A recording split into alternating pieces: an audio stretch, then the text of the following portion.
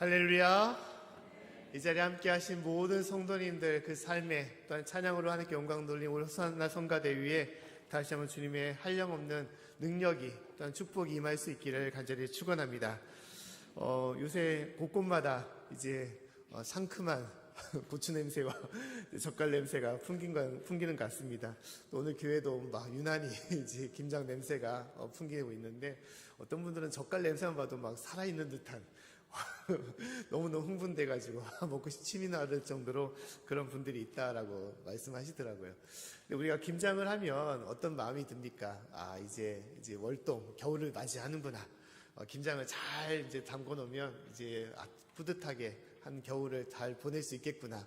또한 연말을 보내고 또 내년을 맞이할 수 있겠구나라는 그런 생각을 우리가 갖게 되는 것입니다.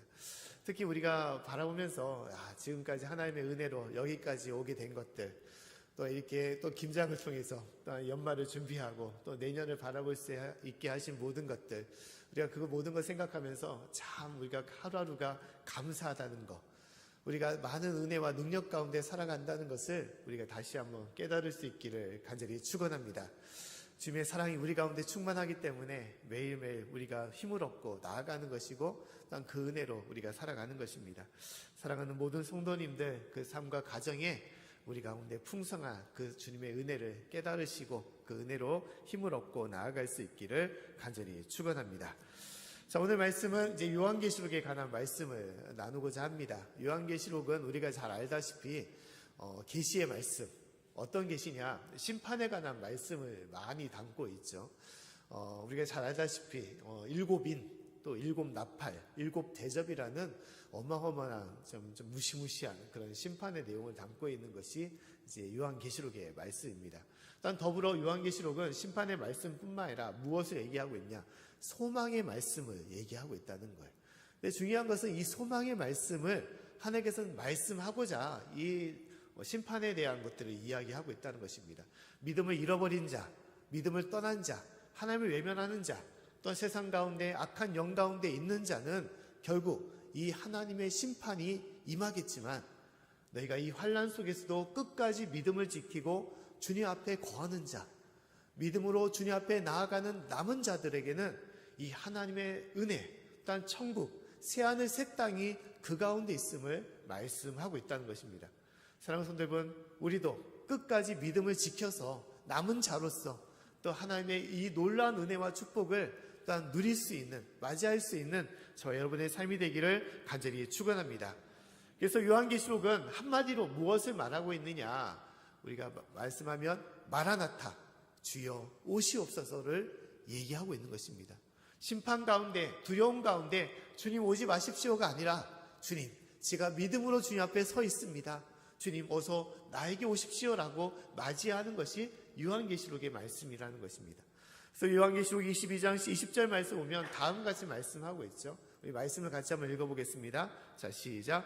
이것들을 증거하신 이가 가라사대 내가 진실로 속히 오리라 하시거늘 아멘 주 예수여 오시옵소서. 아멘. 아멘 주 예수여 오시옵소서. 나에게 오시옵소서. 우리가 그런 믿음으로 우리가 이 남은 삶을 우리가 살아가라고 주님께서 말씀하고 있습니다. 특히 요한계시록 서론을 보게 되면 7교회에 대해서 얘기를 하고 있어요. 우리 잠깐 그림을 보게 되면 이제 에베소 교회부터 이제 왼쪽에 있는 지금 터키 지역이 소아시아 지역임을 얘기하고 있습니다. 왼쪽에 해변가에 에베소라는 교회가 있죠. 이 에베소 교회부터 서머나, 버가모, 또한 두아디라, 그 다음에 사대, 빌라델비아, 라우디기아 교회, 이 7개의 교회를 얘기하고 있습니다. 7개의 교회를 통해서 하나님께서 교회의 실상을 보여주시고 너희가 무엇을 따라야 될지, 본받아야 될지, 또 너희가 경계하고 너희가 끊어야 될 것에 대해서 얘기를 하고 있습니다. 그 마지막 교회가 바로 오늘 말씀에 있는 라우디게아 교회에 대해서 얘기를 하고 있다는 거예요. 자, 라우디게아 교회는 어떤 특징을 갖고 있느냐, 이 교회는 이제 초대교회, 이 마지막 7교회 중에 하나지만 중요한 것은 이 교회에서는 하나님께서 한마디의 칭찬도 하지 않고 있다는 거예요. 오직 책망과 하나님의 그런 하나님의 질타가 이곳에 있었음을 얘기하고 있는 것입니다. 왜 하나님은 라우디게아 교회를 이렇게 칭찬하지 않고 책망하셨을까? 우리의 라우디게아 교회를 한번 살펴볼 필요가 있는데, 라우디게아 교회는 참으로 축복받은 교회입니다. 부유한 교회였어요. 그들이 스스로 고백하기를 17절 말씀에 나는 부자다라고 고백하듯이 그들은 부유한 교회였던 것입니다. 왜냐하면 그들이 부유한 도시 가운데 있었기 때문이에요. 이 라우디게아라는 도시는 엄청난 부와 재산이 많았던 그런 도시였습니다. 지금을 따지면 뭐 교통의 중심지고 무역의 중심지고 또한 금융의 중심지였기 때문에 많은 이제 돈들이 이 라우디게아 교회를 흘러서 이제 로마로 가게 되었던 것입니다.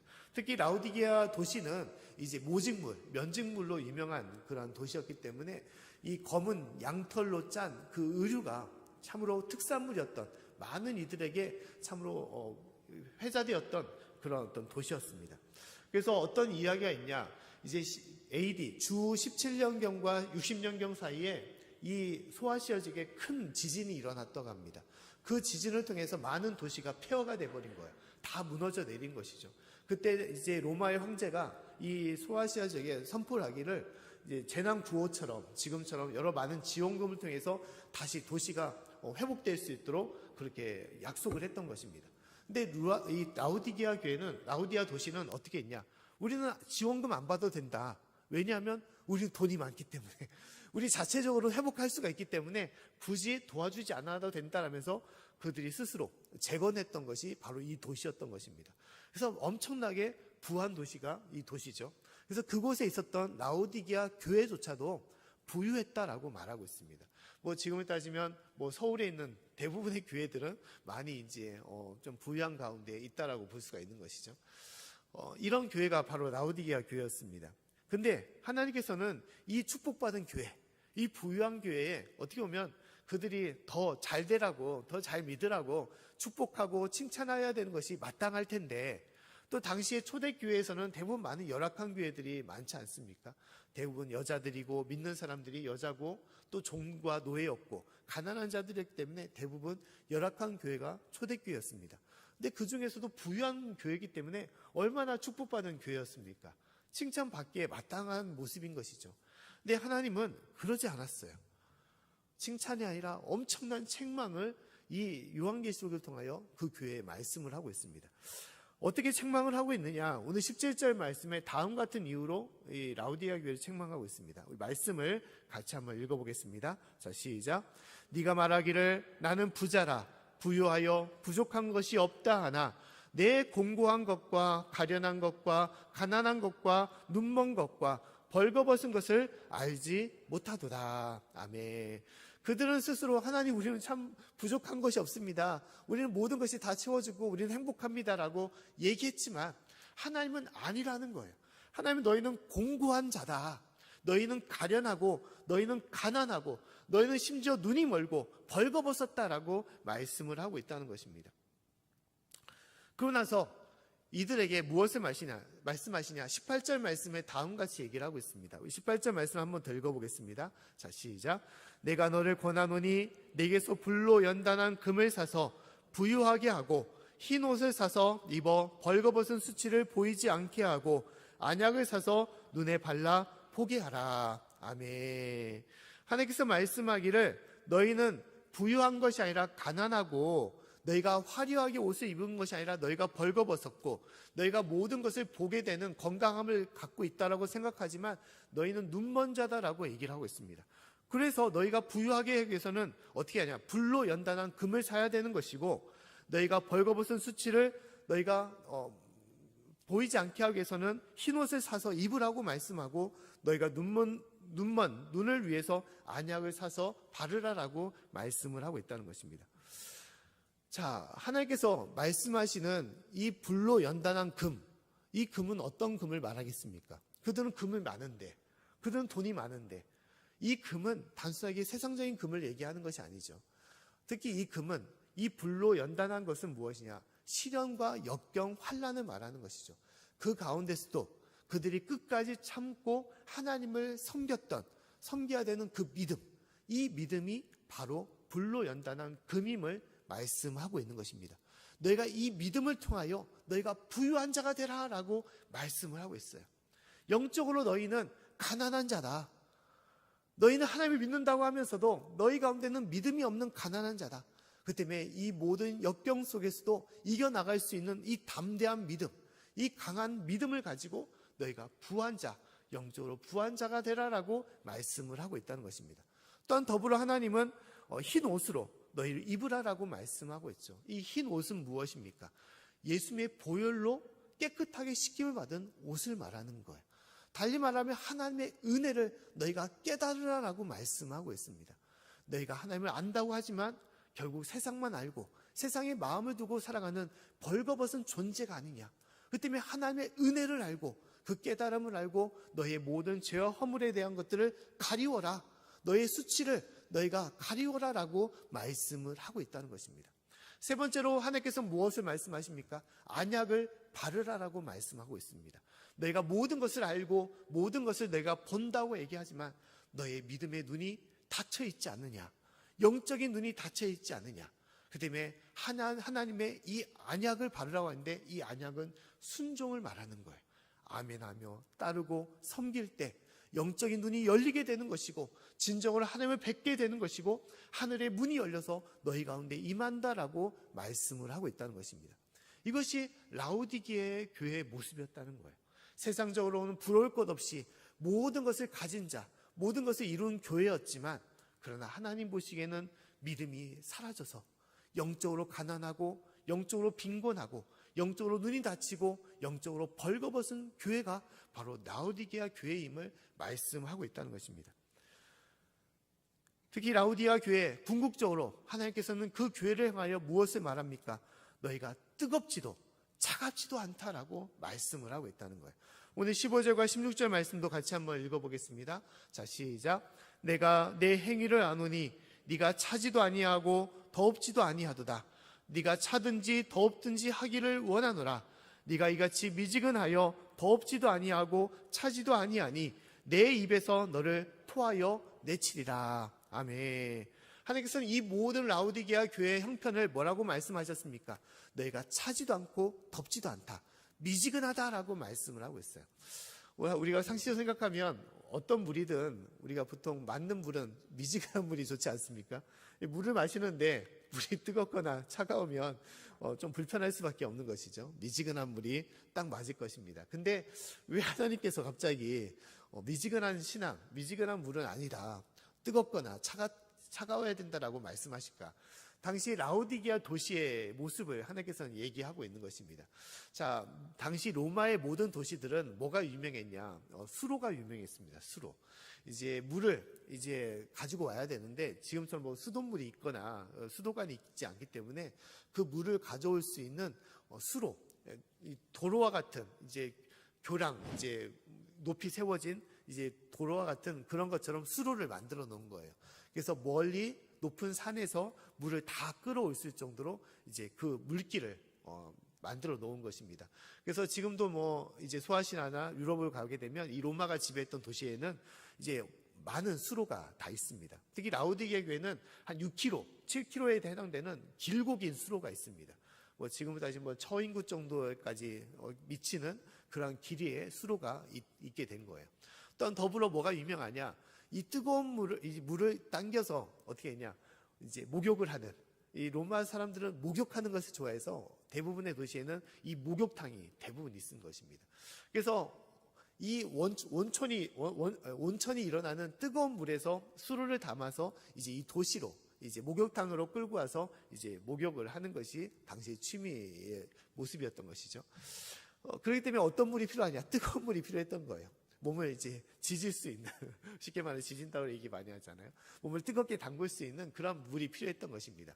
온천의 물이 바로 있어야 되는 것이죠. 근데 수로 5, 6km를 이제 흘러 내려오면 물이 어떻게 되겠습니까? 다 식어버릴 수밖에 없는 것이죠. 미지근한 물이 될 수밖에 없는 것입니다. 그러면 다시 한번 이것을 재탕해서 뜨겁게 달궈야 되는 것이죠. 그렇기 때문에 이제 물이 필요한 사람들에게는 참 약간 불편한 것이 될 수밖에 없는 것입니다. 아예 차가워서 그냥 생활 용수로 쓰거나 아니면 뜨거워서 목욕을 하는 데 필요한 물로 써야 되는데 그렇지 않은 거예요. 근데 하나님께서는 라오디게아 교회를 그러한 모습으로 얘기하는 거예요. 너희는 차갑지도 않고 너희는 뜨겁지도 않아. 하나님의 마음에 너희는 쏙 들지 않구나. 너희는 미지근한 신앙으로 참으로 불편하고 하나님께서 기뻐하지 않은 모습을 너희가 살아가고 있구나라고 말씀을 하고 있는 것입니다. 라오디게 교회가 많은 것을 이루며 많은 것을 누리지만 그 가운데는 뜨거운 기도와 또한 뜨거운 찬양과 뜨거운 예배와 뜨거운 섬김과 사랑이 그 가운데 없었음을 말씀하고 있는 거예요. 믿는다고 하면서도 그냥 미지근하게 형식적으로 세상적인 마음으로 살아가면서도 그냥 겉으로만 주님께 나와 잠깐 예배드리고 돌아가는, 주님께 나와 그냥 입만 떨썩거리며 찬양하는, 진실로 잠깐 앉아있는 것으로 기도했다고 대신하는 그러한 모든 신앙들, 이 모든 신앙에 대해서 하나님은 아니다 라고 말씀하고 있다는 것입니다. 다시 한번 너희가 뜨거운 믿음으로 다시 한번 너희가 변화되기를 원하시는 것이 하나님의 마음과 뜻이었다는 것입니다. 근데 이 모든 말씀은 우리에게도 얘기를 하고 있는 거예요. 우리에게도 얘기를 하고 있는 것입니다. 우리가 주변을 돌아보게 되면 우리 한국 교회가 참 많이 변해가고 있습니다. 많이 변해가고 있어요. 특히 요새 한 3, 4년 사이에 엄청나게 변화되고 있습니다. 계속 제가 말씀을 드렸지만 대부분의 교회가 이 예배를 회복하지 못하고 있습니다. 또한 친교의 시간도 거의 다 이제 사라지고 있고, 친교하고 예배도 이제 약해지고 있기 때문에 어떻습니까? 기도하는 것도 찬양하는 것도 예전 같지 않고, 또한 섬기는 것도 예전 같지 않습니다. 식사하는 것도 거의 없고, 또한 그렇기 때문에 사랑의 교제, 섬김, 나눔, 그것은 거의 옛날 말이 돼가고 있어요. 모든 교회가 되게 그냥 간단하게 예배드리고 돌아가는 그런 교회들이 많아지고 있습니다. 대부분의 목사님들은 이제 교회가 회복되기 위해서 많이 기도하고 이제 좀 격려를 이제 독촉을 하는 것이죠. 근데 대부분의 성도님들이 목사님 그냥 우리가 비대면 예배도 있지 않습니까? 유튜브로도 많은 예배를 보는데 굳이 또 예배를 드릴 필요가 있습니까? 그래서 오후 예배나 수요 예배를 대부분 부정한다는 거예요. 하지 말자고 하자는 것입니다. 또 교회 식사를 해야 되는데 장로님들이 하지 말자고 그래요.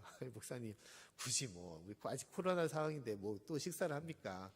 근데 대부분의 식사를 하게 되면 또 오후 예배를 드려야 되고 또 모이게 되면 여러 가지 전도하고 섬겨야 되기 때문에 불편해서 이제 또 그럴 힘도 없고 대부분의 교회가 무기력해지고 이제 무능력해지는 그러한 상황 가운데 있는 것이에요. 그래서 많은 교회 목사님들이 염려하는 것이 지금의 상황이 아니라 이후에 이제 진짜 회복이 안 되면 어떻게 해야 될까라고 얘기를 하고 있다는 거예요.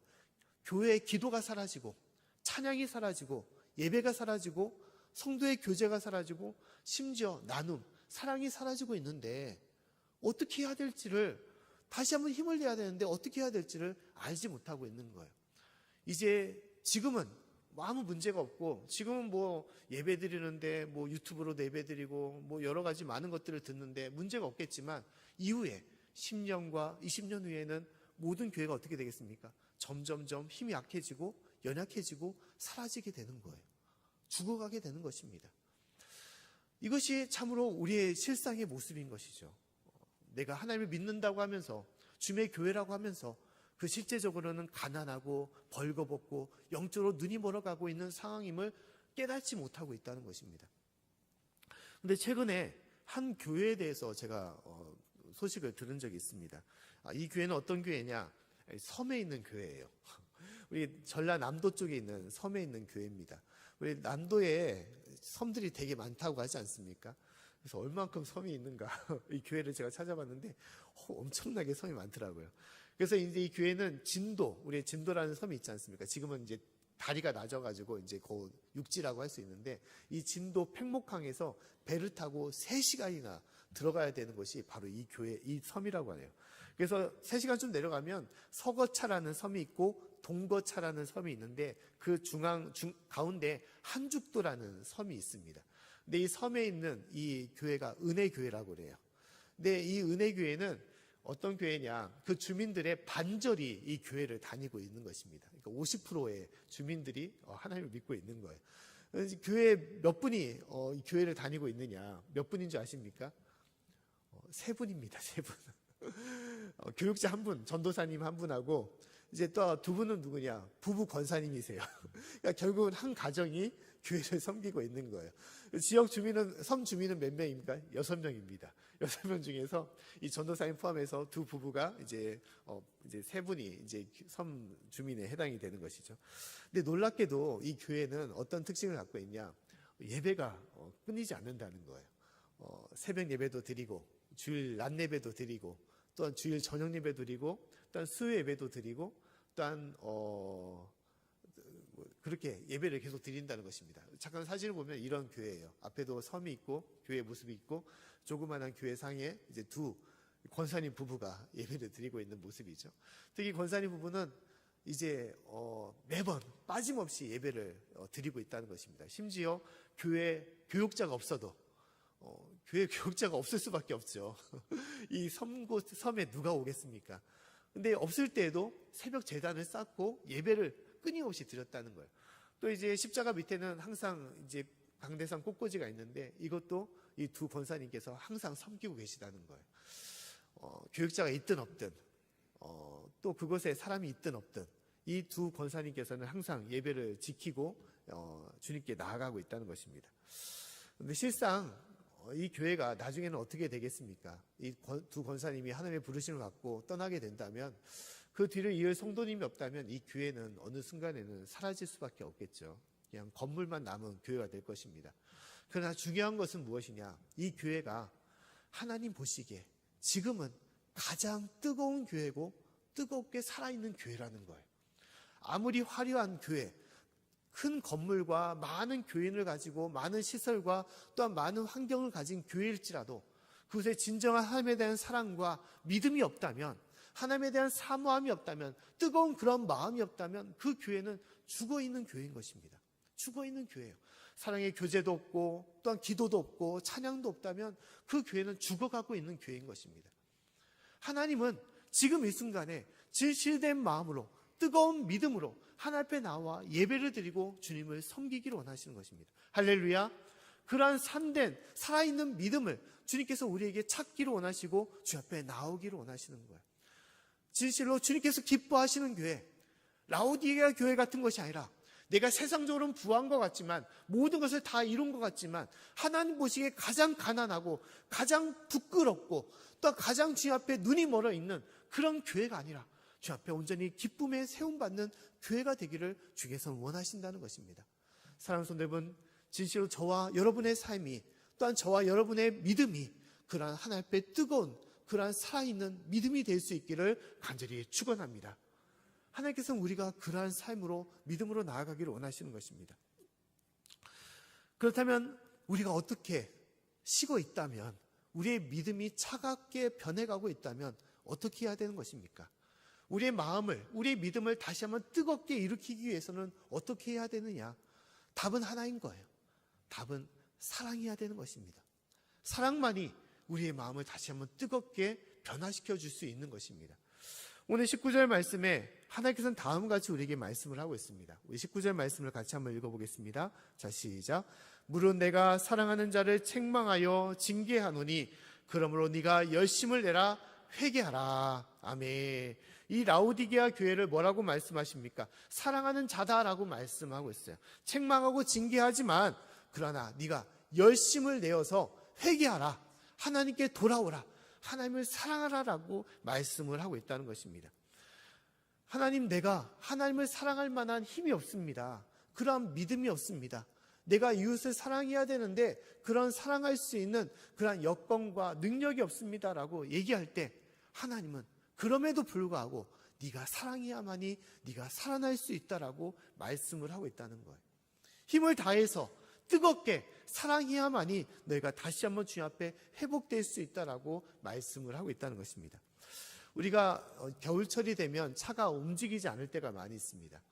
이제 연료가 바닥이 나서 움직이지 못할 때도 있지만 이제 차가워지면 어떻게 했냐? 배터리가 나가가지고 움직이지 못할 때가 있죠. 너무 춥다 보면 이제 출근을 해야 되는데 막 시동을 걸려고 하는데 시동이 안 걸린다. 이제 배터리가 나간 것이죠. 그다음에 이제 막 급하게 막 차를 불러가지고 이제 보험회사를 부르거나 이제 옆차를 불러서 막 이제 회복을 시키는 것이죠. 근데 차가 회복되는 과정이 어떻습니까? 뭐 대단한 것이 아니에요. 배터리를 통째로 바꿔야 되는 것이 아닙니다. 그냥 전기 충격만 주면 되는 것이죠. 옆에 있는 차를 연결해가지고 이제 또 다른 배터리를 연결해서 충격을 주게 되면 그 충격을 통해서 차가 시동이 걸리게 되는 것이죠. 시동이 걸리고 움직이게 되면 놀랍게도 그 배터리에 다시 한번 이제 충전이 되어서 배터리가 활성화되고 다시 한번 움직이게 되는 거예요. 한 번은 죽은 것 같다라고 생각했던 차지만 다시 시동이 걸리고 움직이게 되면 언제 그래야 하듯이 이제 배터리도 살아서 차가 활동을 하게 되는 것입니다. 근데 우리의 삶도 그럴 때가 참 많이 있습니다. 하나님, 제가 힘이 없어서, 하나님, 제가 사랑해야 되는데 사랑할 수 있는 마음도 없고 여건도 안 되고 내가 너무 모든 것들이 소진되어서 그럴 수 없습니다. 하나님, 제가 찬양하고 기도해야 되는데 말씀을 진실로 사모하며 주님 앞에 나와야 되는데 하나님, 제가 모든 것이 닫혀 있어서 마음의 문이 닫혀 있고 믿음이 다 약해져서 그럴 수 없습니다라고 우리가 주님 앞에 그렇게 하소연할 때가 많이 있죠. 그럴 때 어떻게 해야 되냐? 다시 한번 믿음을 일으켜야 된다는 것입니다.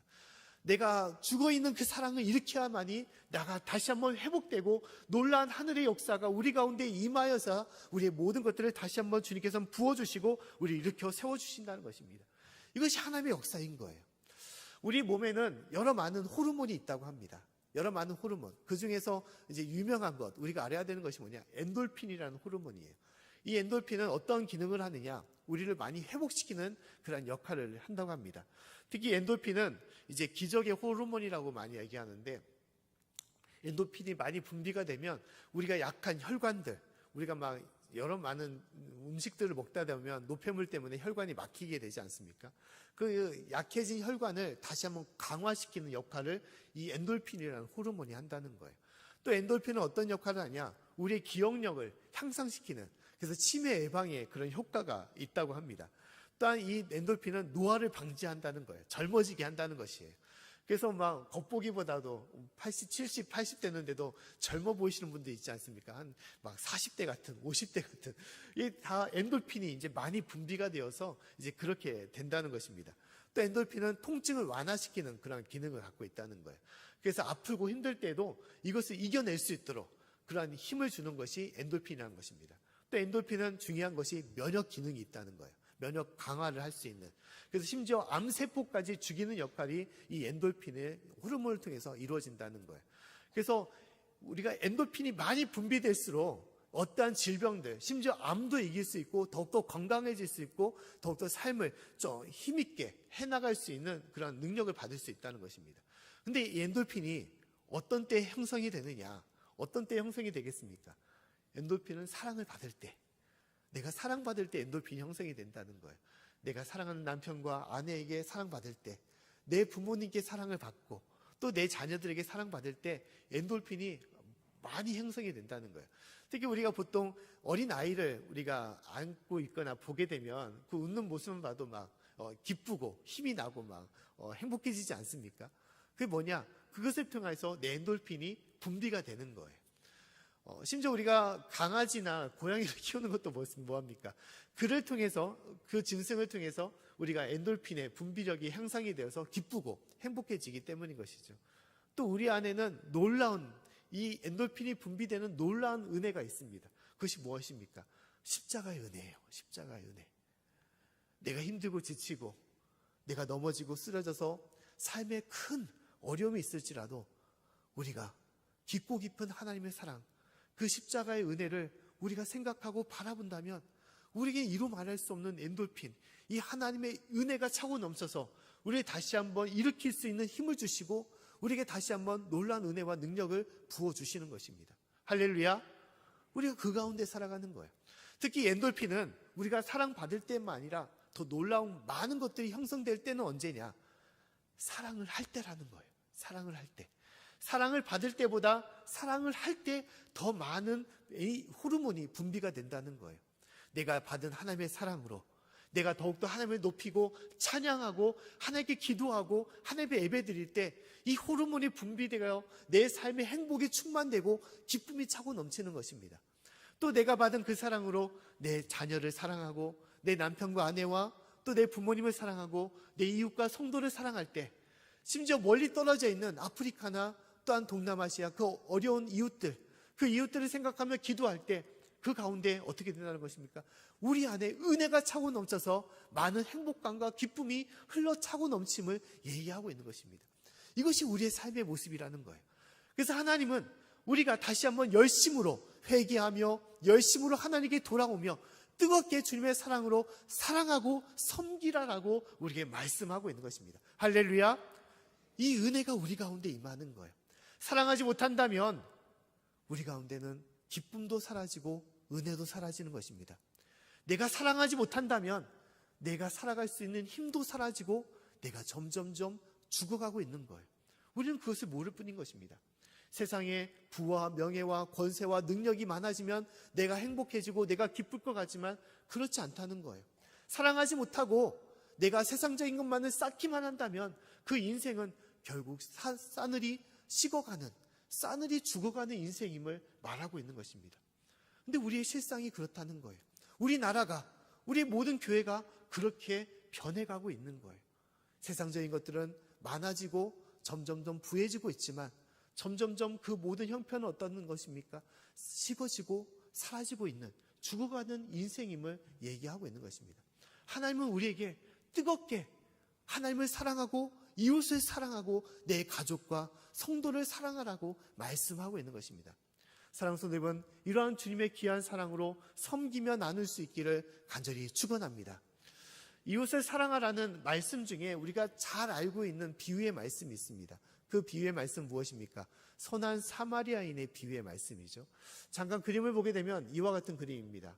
강도 만난 사람을 선한 사마리아인이, 언제는 유대인과 원수였던 이 사마리아인이 이 강도 만난 사람을 돌봐주고 있습니다. 그리고 저 위에는 어떻습니까? 그냥 모르고 지나치는, 모른 체하고 지나치는 이제 제사장과 이제 레위인이 있는 것이죠. 근데 이 그림 중에 어떤 사람이 죽어가고 있는 사람입니까? 어떤 사람이 죽어가고 있는 사람이죠? 당연히 강도 만난 사람이 죽어가고 있는 사람이라고 우리가 생각할 것입니다. 하지만 아니라는 거예요. 죽어가고 있는 사람은 바로 길을 떠나고 있는 레위인과 제사장인 것입니다. 하나님께서 사랑하라고 하셨는데, 하나님께 섬기라고 하셨는데 사랑하지 못하고 그냥 식어가고 있는 믿음으로, 식어가고 있는 사랑으로 지금은 내 길로 가니까 내가 편안하고 내가 아무 문제가 없다고 생각하지만 그 인생의 끝은 무엇입니까? 죽어가고 사라지고 하나님의 영원한 심판 가운데 있을 수밖에 없는 것입니다. 사랑하지 못하기 때문에 죽어가고 있는 거예요. 그러나 또 그림을 보게 되면 이곳에서 진실로 살아나고 있는 사람은 누가 되겠습니까? 마땅히 강도 만난 사람이 도움을 받기 때문에 살아나고 있는 것이죠. 회복되고 있는 것입니다. 그러나 진실로 살아나고 있는 사람은 누구냐? 바로 도움을 주고 있는 선한 사마리아인이라는 거예요. 그가 사랑을 베풀기 때문에, 어떻게 보면 세상적으로 시간도 낭비하고 돈도 낭비하고 자신의 아끼 없는 에너지도 낭비하는 그런 어떤 손해보는 장사 같은 모습이겠지만 아니라는 거예요. 자신이 있는 것을 통하여 사랑하기 때문에, 베풀고 섬기기 때문에 그 삶에는 무엇입니까? 더 많은 하나님의 기쁨과 은혜와 능력과 충만함이 그 가운데 있음을 하나님께서 말씀하고 있어요. 그렇기 때문에 하나님은 너희가 살아가기 위해서는, 너희가 하나님의 은혜 가운데 있기로 원해서는 어떻게 하라는 것입니까? 사랑해라 라고 말씀하는 거예요. 사랑해라. 함께하는 이웃을, 함께하는 가족을, 함께하는 교회를 너희가 사랑하라고 우리에게 말씀하고 있는 것입니다. 오늘 마지막에 하나님께서는 라오디게아 교회에 다음같이 말씀하고 있어요. 우리 19절과 20절 말씀을 같이 한번 읽어보겠습니다. 자, 19절과 20절 말씀. 자, 시작. 물은 내가 사랑하는 자를 책망하여 징계하노니 그러므로 내가 열심을 내라 회개하라. 볼지어다 내가 문 밖에 서서 두드리노니 누구든지 내 음성을 듣고 문을 열면 내가 그에게로 들어가 그로 더불어 먹고 그는 나로 더불어 먹으리라. 아멘. 주님께서 우리 밖에, 문 밖에 서서 문을 두드린다라고 말씀하고 있습니다. 그리고 너희는 그 문을 열라라고 말씀하고 있어요. 우리가 이 말씀을 토대로 우리가 잘 알고 있는 성화가 있지 않습니까? 문 밖에 두드리고 있는 예수님의 모습이죠. 이 문에는 손잡이가 없습니다. 어떻게 하냐? 이 문을 열기 위해서는 오직 안에서 문을 열어야 되는 것이죠. 근데 우리는 살아가면서 주님, 내가 믿음이 약해져서 문을 열 힘이 없습니다. 하나님을 찬양해야 되는데 너무 삶이 기가 막혀서, 삶이 너무 힘들어서, 아파서, 어려워서 내가 낙심해서 하나님 문을 열 수 있는 힘이 없습니다. 믿음이 사라졌습니다. 하나님, 내가 하나님을 맞이해야 되는데 사랑할 힘이 없어서, 다른 사람을 사랑해야 되고 하나님을 사랑해야 되는데 그럴 힘이 없어서 문을 열지 못합니다라고 우리가 하나님께 나아갈 때가 있습니다. 그러나 하나님은 문을 열라고 말씀하고 있어요. 문을 열라고. 내가 너에게 주는 사랑이 있지 않느냐. 그 사랑을 가지고 너의 문을 열 때 그때는 놀라운 역사가 임한다는 거예요. 내 마음의 문을 열고 내 믿음의 문을 열고 사랑의 문을 열고 하나님 앞에 나아갈 때 주님께서 내 안에 들어와서 나와 더불어 먹는다라고 말씀하신다는 거예요. 주님께서 내 삶에 임하사 내가 생각하지도 못했던 더 많은 은혜와 능력과 기쁨과 하나님의 행복을 주시고 우리가 변화될 수 있도록 우리를 인도해 주신다는 거예요. 내가 지금은 힘은 없을 것 같지만, 내가 믿음이 없고 내가 사랑이 없을 것 같지만, 내가 그 문만 연다면, 내가 하나 앞에 그 사랑의 문만 연다면 주님께서는 내 가운데 역사하시사 죽어가는 나를 살리시고 나를 일으켜 세우시겠다라고 말씀하고 있다는 것입니다. 사랑하는 성도 여러분, 다시 한번 우리의 닫혀있는 문을 열 수 있기를 간절히 축원합니다. 힘이 없고 믿음이 식어질지라도 다시 한번 그 문을 열고 뜨거운 주님의 그 사랑과 그 은혜를 누릴 수 있는 저와 여러분의 삶이 될 수 있기를 간절히 축원합니다. 힘이 없다고 섬기지 못하거나 능력이 없다고 하나님을 사랑하는 것이 아닌 것입니다.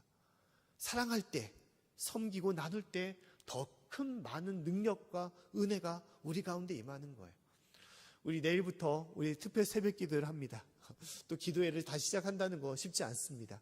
그러나 어떻게 해야 됩니까? 문을 열고 나오셔야 되네요. 문을 열고 나오셔야 됩니다. 문을 열고 기도하셔야 되고 문을 열고 찬양하셔야 돼요.